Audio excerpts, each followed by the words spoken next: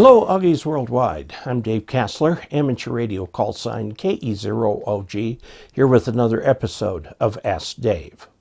Today's question, which is an antenna question, comes from Stephen Genwoe. Now, it's spelled a little differently here. Steve Genwoe, N5SCG. And his question is this: I have an MFJ 1984 HP connected to an ICOM 7300. Now, the 1984 HP, I looked it up, it's a 40 through 10 antenna, okay, end-fed, and it's designed for high power, meaning probably up to 600, 700 watts. I was told putting the transformer by the wall inside the house would detune the antenna with only a 12-foot of coax to the transceiver.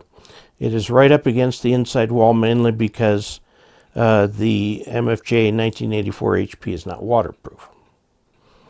I have seen diagrams that recommend this installation, but since you are, in my opinion, the expert, I want to know your thoughts.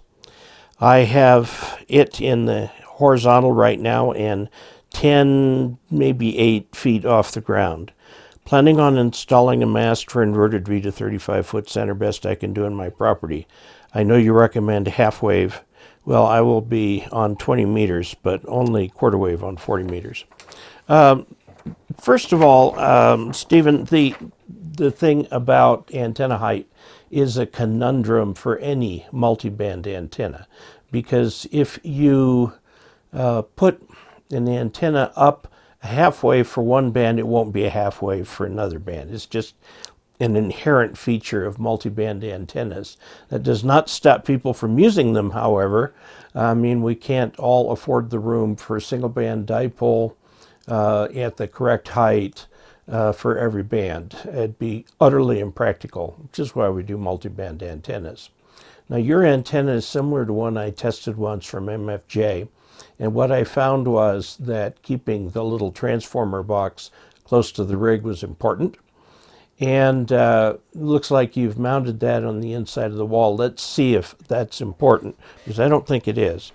Let's choose some blue here. What you've got right now is inside your house. You've got your rig. Okay. And you've got the transformer box. That's not a transformer, it's a Balun. It's probably a 49-to-1 Balun. Okay. And, well, it's actually an unon, isn't it?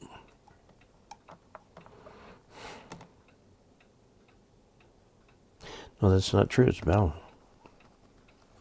No, I'll figure it out. Okay, so you've got 8 feet, I think you said, let's see, 12 feet of coax from here to here. And then, of course, you've got your ground outside here. And then this is the Balun here. And then you put the wire out here, and you've got it kind of straight right now. And what you plan to do is to put it up into an inverted V, which I recommend, the inverted V. Remember, rule number 2 in antennas is that height matters. So put a mast or something here that will help. Now the question is whether the Balun, which in this case is actually a transformer, but its function is that of a Balun. If you have your wall here, and about 6 inches thick or a little bit more, you could put the Balun here, and then the wire goes through the wall and then out like that. Or you could put the box out here and have the wire go up like that. The difference is 6 inches, right? Okay, a little bit more.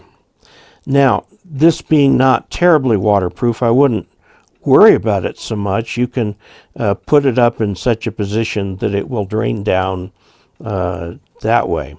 But the difference between this and this is very little.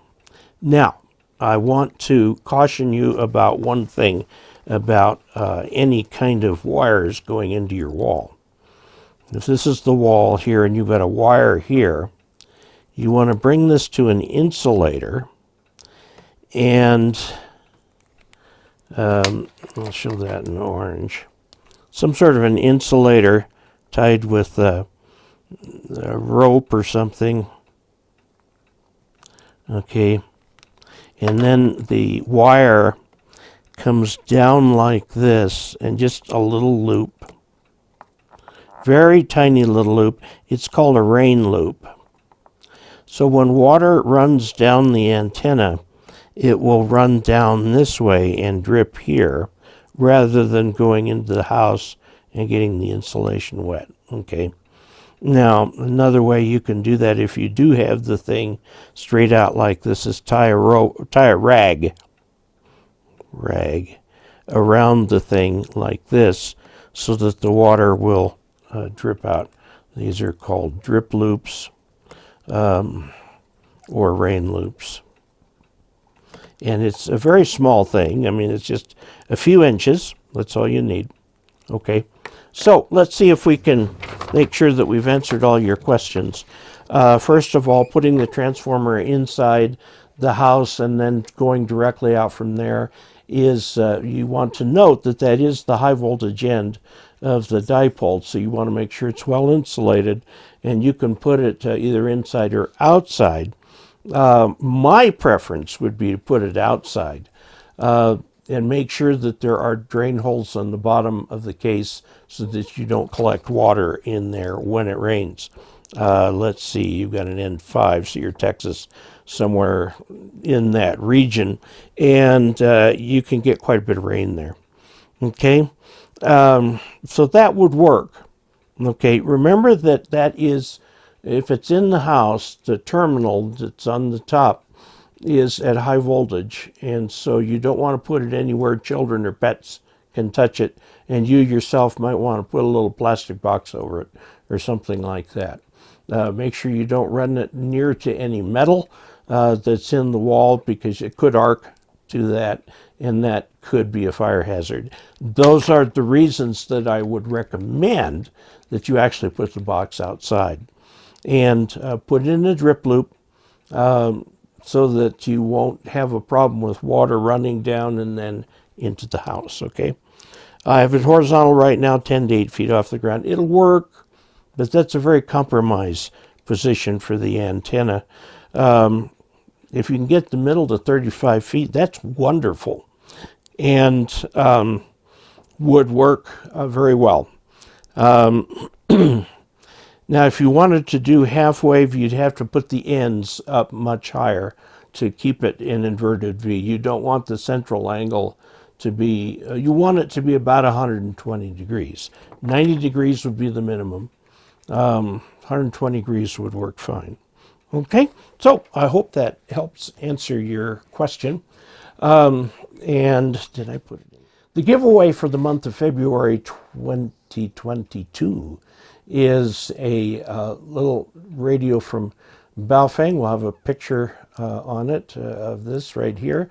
To enter, send a postcard or letter or your QSL card to Dave Kassler, KE0OG, PO Box 98, Ridgeway, Colorado, 81432. And in the letter on your card, put your name, call sign, shipping address, and your phone number in case I need to call you if there are any questions. Note that I keep complete privacy on this. All of the entries will end up being shredded, and the entry for the winner will be sent to the winner so that he or she will have it back. Okay, so if you'd like to support this channel financially, you can certainly do so by going to dkassler.com/support, and please subscribe and like. And until we next meet, 73.